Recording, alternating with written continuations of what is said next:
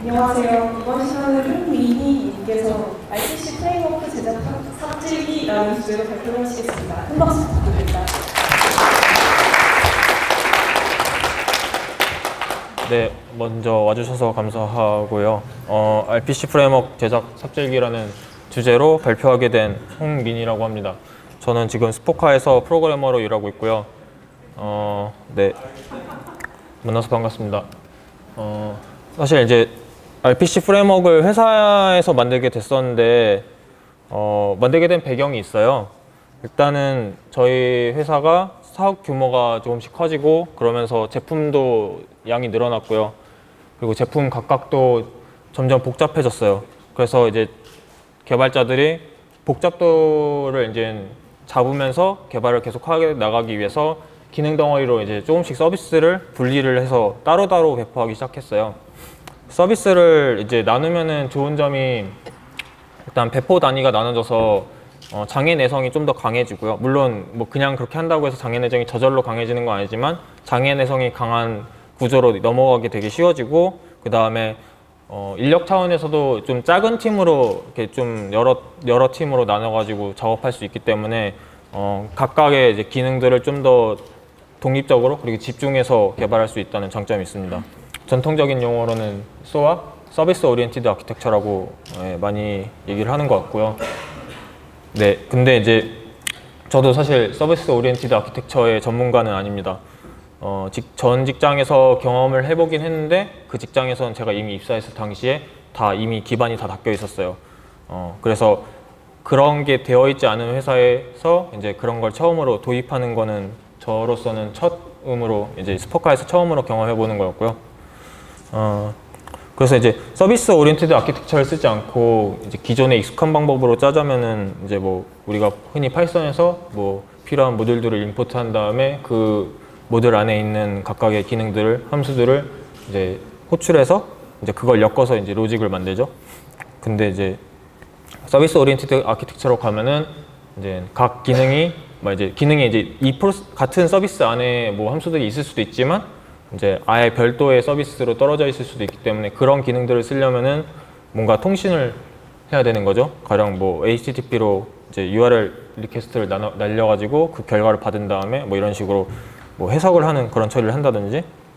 근데 이제 아까 익숙한 방법이랑 좀 비교를 해보면은 확실히 코드에 좀 쓸데없이 불필요하게 들어가는 로직들이 많이 들어가는 걸 볼 수 있어요. 뭐 파싱도 해야 되고 URL 요청도 해야 되고.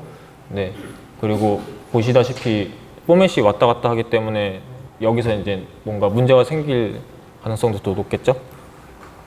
그래서 파이썬 모듈을 우리가 자연스럽게 쓰는 것처럼 서비스도 좀 편하게 파이썬 모듈 쓰듯이 쓸 수 없을까 하는 생각을 했어요. 근데 이제 이런 고민은 제가 뭐 저 혼자 하는 고민이 아니고 누구나 서비스 오리엔티드 아키텍처를 하면은 옛날부터 사람들이 해왔던 고민이고, 이른바 이제 RPC 프레임워크라고 하는 것들을 사람들이 많이 만들었어요. 그래서 아주 옛날부터 하자면은 뭐 수압이나 WSDL 같은 그런 것들을 쓰기도 했고, 그 다음에 스리프트 이런 것도 썼고, 그 뒤에 뭐 프로토콜 버퍼, 뭐 아니면 캡앤 프로토 등등, 네, 캡틴 프로토라고 하더라고요. 네.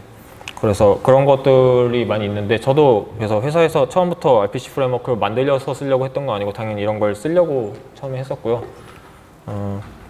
맨 처음에 고려했던 거는 스리프트였어요. 이게 이제 주변 다른 회사들 분들한테 얘기 들어보면 가장 많이 쓰고 있고, 저도 얘기를 많이 들어본 거기 때문에 이걸 이제 처음에 도입하려고 했는데, 페이스북에서 만든 RPC 프레임워크이고요. 자바나 뭐 C++, 그 다음에 뭐 PHP, 얼랭, 파이썬 등등 많이 지원하는데, 언어 바인딩이 자바나 C++는 꽤 잘 되어 있는데 파이썬은 그렇게 인터페이스가 파이서닉하게 떨어지진 않아요. 그리고 뭐 꼭 그런 것뿐만 아니라 스포카에서는 스포카 엔티티 모델이 유난히 좀 서브 타입 다양성을 되게 많이 써요. 근데 그런 서브 타입 다양성을 스리프트에서 좀 깔끔하게 표현할 수 있는 방법이 사실 저는 못 찾았어요. 그래서 이거는 처음에 도입을 고려하다가 실제로 제품에 도입하진 못했습니다. 그 다음에 이제 캡틴 프로토라는 거를 이제 고려하게 됐는데요. 이건 실제로 도입까지 했어요. 프로토콜 버퍼스가 만든 사람이 구글 나와가지고 두 번째로 만든 작품이고요. 좀 전체적인 인상은 프로토콜 버퍼스를 만들면서 자기가 후회했던 것들을 좀 만회하려고 하는 그런 결정들을 많이 봤고요. RPC 프레임워크계 C++ 같은 느낌이에요. 좋은 의미로든 나쁜 의미로든. 그게 이제 기능이 되게 많고요. 그래서 뭐 가령 캡틴 프로토가 되게 이제 세일즈 포인트로 선전하는 것 중에 하나가 맨 카피 없이 직렬화나 직렬화 해제가 가능하다는 거예요. 이게 이제 간단하게 설계를 하자면은 보통 이제 네트워크상으로 페일로드가 이렇게 돌아다니는데 그 페일로드를 받았을 때 페일로드를 이제 뭔가 메모리상에 올리겠죠.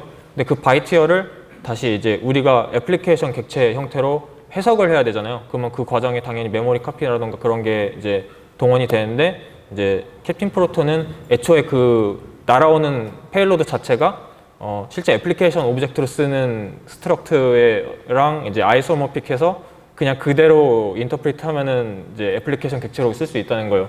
그래서 메모리 복사 없이 직렬화나 직렬화 해제가 가능하다. 보낼 때도 마찬가지고요. 뭐 그런 걸로 선전을 많이 해요.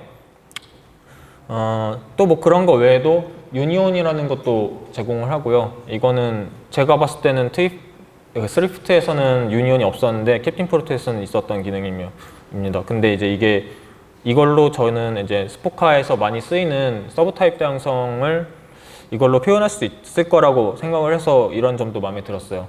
그리고 제너릭 같은 것도 이제 그 캡틴 프로토 자체에서 빌트인으로 제공하지 않는 복잡한 타입들을 이제 제가 만들어서 쓸 수 있다는 장점이 있어서 이제 기대가 됐고요. 그다음에 뭐 프로미스 파이프라이닝 뭐 이런 것도 있습니다. 뭐 예를 들면 캡틴 프로토로 만든 서버에서 이제 뭐 펑션을 뭐 A도 제공하고 B도 제공하는데 A 펑션의 결과를 B 펑션의 입력으로 넣는 경우가 있어요.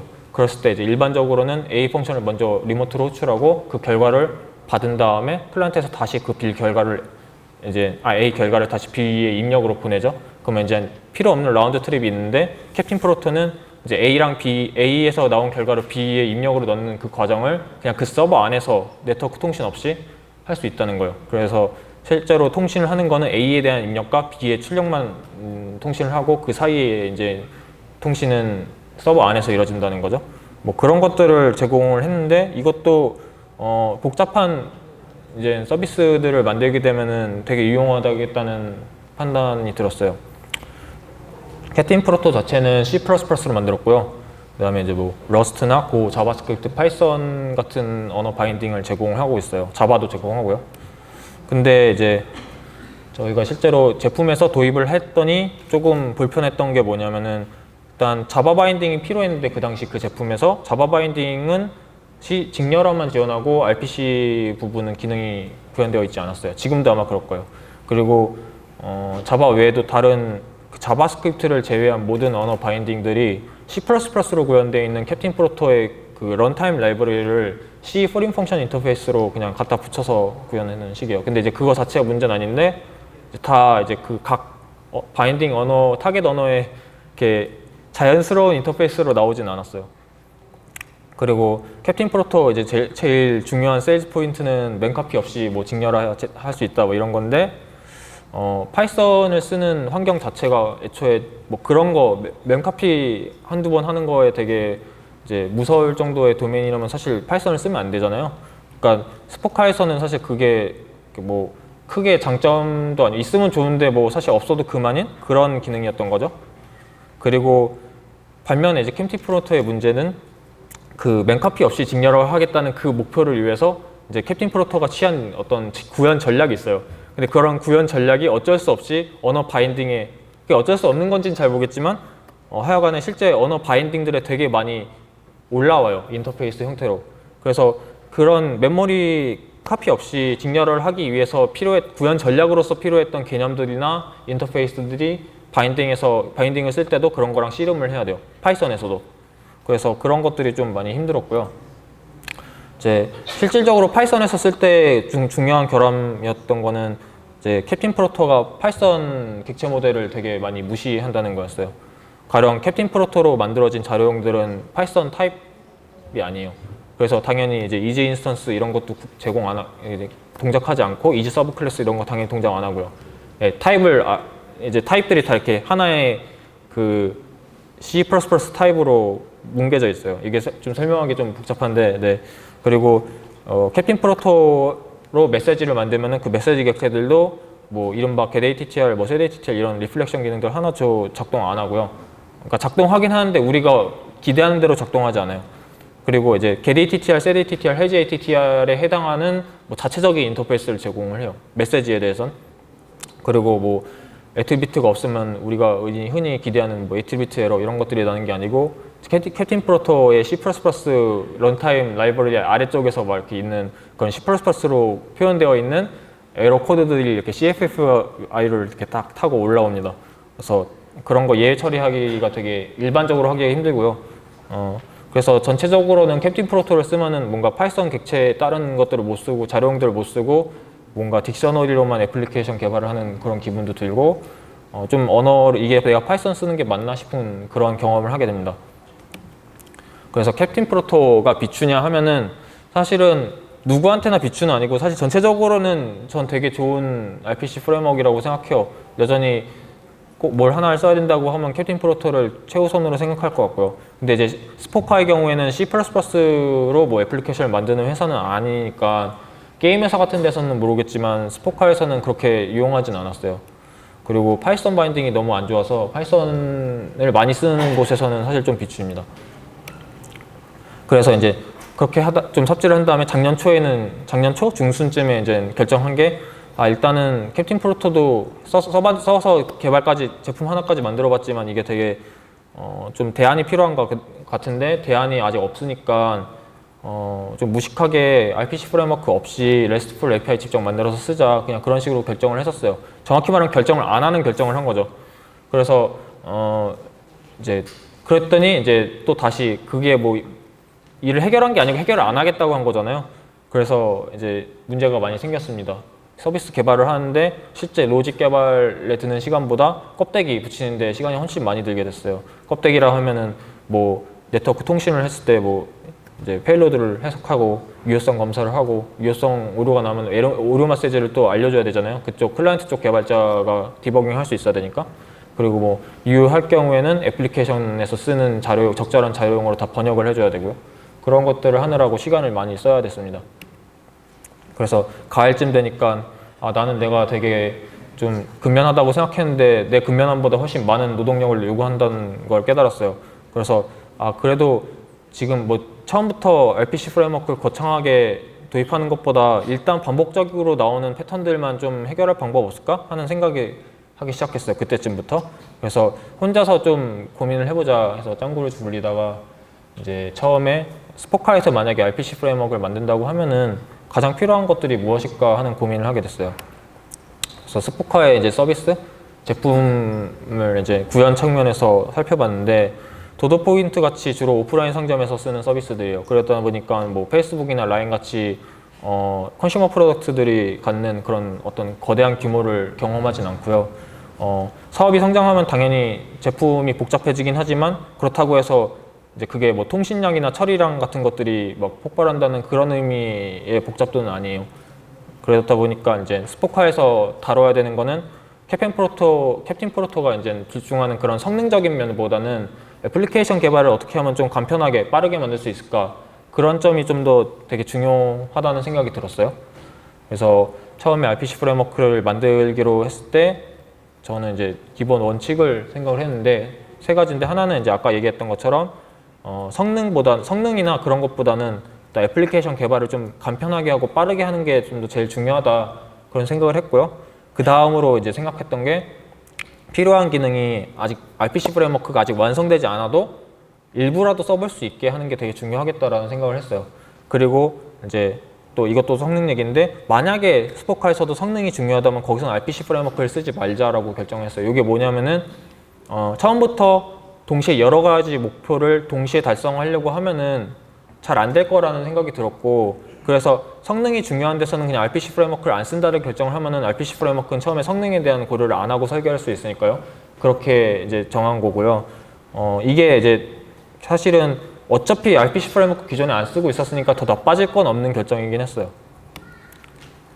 이제 여기서 제일 제가 중요하게 얘기했던 건 가운데 거고요. 요거에 대해서 좀 더 자세히 설명을 하자면은 구체적으로는 RPC 프레임워크 특성상 바인딩 언어가 개발이 안 되면은 이제 쓸 수가 없는 경우가 되게 많아요. 캡틴 프로토도 그렇고 스리프트는 좀 유연하긴 한데 캡틴 프로토 같은 경우에는 자체적인 메시지 그 프로토콜 포맷이 있고요. 그다음에 뭐 디버깅 하려고 해도 뭐 CLL로 디버깅 하는 게 아니고 뭔가 디버깅 도구를 손으로 짜야 돼요. 그리고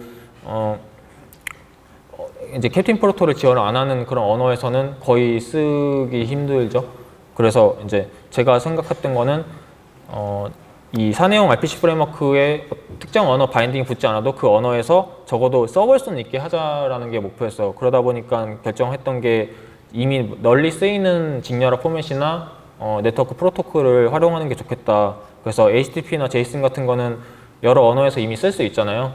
그래서 그렇게 쓰기로 결정을 했어요. 그래서 이제 스포카에서 실제 서비스에서 구현할 때 어떤 자료용을 많이 쓰는지를 좀 확인을 해봤더니 이런 것들을 많이 썼어요. 이제 스포카 애플리케이션의 특성이 좀 반영되어 있는데 가령 저희 같은 경우에는 금액을 다루는 경우가 되게 많아요. 오프라인 상점에서 많이 쓰기 때문에. 근데 이제 금액을 표시할 때 정수로 표시해도 안 되고 정수로 이제 표현해도 안 되고 그렇다고 해서 플로팅 포인트로 표현해도 안 되잖아요. 그래서 데시멀 같은 게 꼭 빌트인에 있어야 된다고 생각했고 그다음에 어떤 엔티티 객체를 식별하기 위해서 UI들을 되게 널리 쓰는데 그런 것도 좀 많이 필요했고요. 그래서 이런 것들이 많이 필요하다고 생각했어요. 기존에 다른 RPC 프레임워크를 쓰면서. 그래서 이거를 다 이제 기본 자료용을 넣기로 했습니다. 그리고 처음부터 제너릭을 구현할 수 없어서 필요한 종류의 컨테이너 타입을 지원하기로 했어요. 그래서 옵셔널 타입이랑 리스트, 그러니까 순서 있는 리스트, 그리고 순서 없고 중복 허용하지 않는 셋, 그 다음에 뭐 키밸류, 딕셔너리 같은 거를 제공을 하기로 했고 저런 것 밑에 맨 마지막 줄에 있는 저런 모디파이어들은 네스팅이 가능합니다. 그러니까 뭐 가령 맵에 뭐 밸류가 셋일 수도 있고 그런 식으로. 그다음에 또 실제 애플리케이션에서 맨날 하던 작업들을 떠올려 보니까 이런 것들을 많이 하더라고요. 그냥 간단한 네코드 타입을 이렇게 구현을 하고 필드 2개 있는 뭐 플레이넌 타입이죠. 그리고 직렬화 코드를 그 안에 넣고 뭐 이퀄 비교, 뭐 not equal 비교, 그다음에 해시 뭐 이런 것들을 막 구현을 하죠. 그런 것들 되게 보일러플레이트처럼 많이 썼는데 그런 걸 해주는 타입부터 만들기 시작했어요. 요거 이제 RPC 프레임워크를 위한 IDL인데 레코드 타입이라고 불렀고 필드 2개 있는 머니 타입을 정의하고 있죠. 그래서 이렇게 정의한 거를 이제 실제로 파이썬에서 뭐 메시지로 만들어서 직렬을 하면은 이런 JSON 메시지로 나는 거예요. 그리고 저희 회사에서 아까 서브 타입 다양성 많이 쓴다고 했는데 가령 어떤 식으로 쓰냐면요. 이게 이제 저희 포인트 정립하는 화면인데 전화번호로 정립을 해요. 근데 꼭 전화번호로 정립되는 것만 아니고 사용자 식별을 전화번호 말고 뭐 이렇게 생긴 QR코드 있는 카드가 있어가지고 이 카드로 정립할 수도 있어요. 그래서 이런 식으로 카드 찍으면은 정립이 되는데 그러니까 이제 식별자가 2개 있는 거죠. 그래서 식별자를 이제 공통적으로 표현하는 아이덴티파이어라는 거를 정의를 하고 그 밑에 서브 타입으로 전화번호나 QR카드라는 걸 정의한 다음에 전화번호일 경우에는 전화번호, QR카드일 경우에는 고유의 어떤 UUID를 담게 하는 그런 코드 이런 식으로 많이 짰는데 이런 것들도 마찬가지로 되게 보일러플레이트 코드가 많이 생겼어요. 이퀄, not equal 다 구현하고 해시 구현하고 시리얼라이저 구현하고 디시리얼라이저 구현하고 디시리얼라이저에서 뭐 포맷 오류가 있으면 에러 메시지 등등 그런 거 많이 해야 됐죠. 그래서 그런 것들을 해주는 대수적 자료형을 만들었습니다. 엘저브라이트 데이터 타입이라고들 많이 하는데 ADT 키워드는 유니언으로 정했고요. 유니언이 익숙한 것 같아서 그래서 요거 같은 경우에 아까 그런 문제를 그대로 표현하는 거예요. ADT로. 아이덴티파이어라는 타입이 있고 그 타입은 폰 넘버이거나 QR카드일 수 있는 거죠. 그리고 폰 넘버일 경우에는 텍스트 타입의 폰 넘버를 받을 수 있고 QR카드일 경우에는 UID 타입의 고유한 카드 아이디를 받을 수 있고요. 그래서 이런 자료용을 쓰면은 이미 대수적 자료용이 제공되는 언어들이 요즘에 많이 생겼잖아요. 하이스케일 옛날부터 제공했고 뭐 요즘 러스트나 스위프트 같이 키워드는 조금씩 다르지만 다 이제 ADT죠. 그래서 그런 식으로 뭐 그런 언어에서는 자연스럽게 ADT로 번역할 수 있겠고요. 반면에 이제 자바나 파이썬처럼 대수적 자료용을 아직 제공하지 않는 언어 그리고 객체 지향 언어에서는 그냥 서브 타입 관계로 번역하게 했어요. 그래서 아까 파이썬 코드랑 되게 비슷하게 나오죠. 네, 이런 식으로 번역이 되고요. 그거를 직렬화 하면은 전화번호일 경우에는 이렇게 직렬화 되고 QR카드일 경우에는 이렇게 직렬화 되고요. 사실은 재수적 자료용이 캡틴 프로토 쓰면서 가장 아쉬웠던 거예요. 캡틴 프로토의 유니언이 있긴 한데 이런 식으로 작동하지 않습니다. 대수적 자료용이라기보단 C++의 유니온에 런타임 타입세프티를 붙인 조금 다른 느낌의 기능이에요. 그리고 저희 엔티티 모델에서 서브 타입 작용성을 엄청 많이 쓰기 때문에 네, RPC 프레임워크 만들어야겠다고 생각하게 된 가장 첫 번째 요인이었어요, 이게. 그리고 이제 맨날 또 하는 작업 중에 뭐 이넘을 이렇게 정의하는 게 저희 회사에서는 이상하게 이넘을 많이 쓰는데 이런 걸 많이 했는데 뭐 사실 커런시 같은 경우에는 ISO 4227 국제 표준이잖아요. 이거 파이썬 패키지로 사실 이미 있습니다. 이미 있는데 일단 예시를 위해서 이렇게 들었고요. 이런 것도 열거 타입을 따로 만들어서 해결을 했고요. 근데 사실 열거 타입은 아까 방금 소개했던 대수적 자료형으로도 일반화할 수 있어요. 똑같이 표현할 수 있는데 왜 따로 뒀냐면은 직렬화된 결과가 다르기 때문이요. 인원 타입으로 하면 그냥 문자로 직렬화되고요. 공용체로 할 경우에는, 그러니까 유니언 타입으로 할 경우에는 객체를 한번 싸지죠. 이게 페일로드 줄이려고 이렇게 한 게 아니고 기존에 별도 자료형을 두지 않고 약간 대충 짜면 문자로 막 커런시를 다루고 이런 경우가 되게 많았어요. 그런 거를 하이원성 유지하면서 그러니까 페일로드에선 계속 문자로 표현하는데 이제 애플리케이션에서는 이제 이너머로 표현하기 위해서 하이원성 때문에 이제 자연스럽게 마이그레이션 패스를 만들려면 이런 게 필요했고요. 비슷하게 이제 박스 타입이라는 걸 만들었는데 이것도 레코드랑 비슷해요. 레코드인데 이제 필드 하나짜리 레코드랑 비슷하고요. 사실 이것도 아까랑 비슷하게 네, 페일로드에서 시리얼라이즈 해보면은 이제 그냥 문자열이나 혹은 그 박스 타입이 랩핑하고 있는 그 타입 리프레젠테이션 그대로 나와요. 플랫하게. 하나 가둔 이렇게 덮는 오브젝트 같은 게 없이요. 그래서 둘 다 박스드나 이넘이나 사실은 일반화할 수 있는데 이제 그런 마이그레이션 혹은 뭐 하이원성 때문에 별도로 일부러 만든 키워드들이죠. 그래서 네, 소아 특성상 한 번에 배포하지 않으니까 서비스들을 그 페일로드 네트워크상으로 돌아다니는 페일로드가 되게 옛날 버전의 페일로드가 꽤 많아요. 그래서 이런 것들이 좀 실제로 필요했어요. 처음에는 생각 못했다가 나중에 넣게 됐습니다. 그리고 또 이것도 하이원성 때문에 그러니까 결국에 하이원성 이슈가 되게 많더라고요. 생긴 건데 IDL에서 이제 모든 이름 정의가 사실은 이렇게 양면을 갖게 되어 있어요. 그래서 슬래시를 명시적으로 쓰면은 앞에가 이제 그 사람이 보는 거고 뒷면이 이제 직렬화를 위해서 쓰이는 거고요. 그래서 양면은 뭐 이렇게 다를 수도 있고 같을 수도 있는데 슬래시 생략하면은 그냥 같은 걸로 보고요. 그래서 이것도 하이원성을 위해서 옛날에 쓰던 이름을 그대로 직렬화 페일로드에서는 유지하면서 애플리케이션에서는 새로운 이름을 가져가기 위해서 네, 만든 거고요. 직렬화하면 그냥 다 뒷면 이름으로만 직렬화돼요. 그리고 다른 뭐 캡틴 프로트나 그런 거랑 비슷하게 인포트 다 제공하고요. 파일 하나당 모듈 하나고 모듈들을 담는 또 큰 모듈을 만들 수도 있어요. 디렉토리로 이루어진. 그래서 뭐 몇 가지 제한이 있는데 여러 언어에서 모듈로 번역하기 위해서 좀 제약을 많이 줬어요. 뭐 순환도 있으면 안 되고요.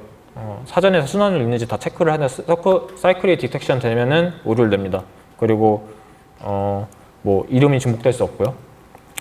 마지막으로는 제일 중요한 서비스 인터페이스 문법인데요. 이렇게 메서드들을 정의를 하면은 뭐 네, 비슷하죠. 스리프트랑 비슷하게 이런 식으로 번역이 되고요.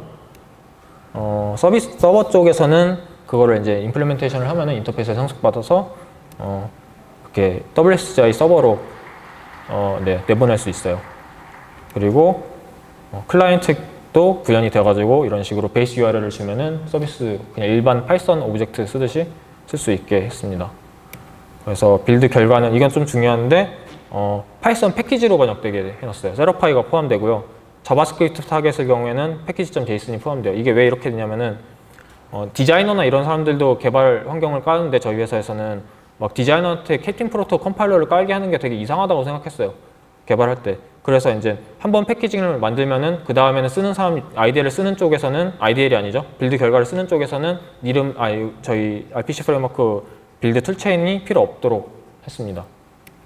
그래서 이름은 사실은 이제 처음에 텔레파시라는 걸 생각하다가 너무 중복되는 이름이 많아서 니름이라고 이제 이영도 소설에 나오는 개념을 그대로 땄고요. 로마자 표기법 원래 이렇게 하면 안 되는데 한 글자 줄이려고 저렇게 했습니다. 그래서 깃허브에 올려놨고요. 네.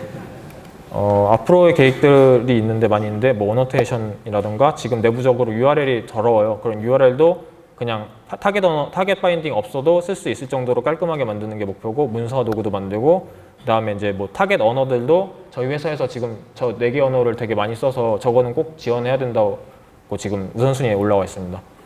그리고 이제 네, 여기서 마치고 시간 되게 많이 부족하더라고요. 네, 25분으로 한 걸 후회했는데 네, 슬라이드는 저쪽에서 볼 수 있고요. 사실 시간이 없어서 Q&A를 여기서 못하고 OST로 빼야 될 것 같아요. 거기서 시연도 할 거고요. 네, OST가 207A 방이에요. 2시부터 4시 사이로 잡았고요.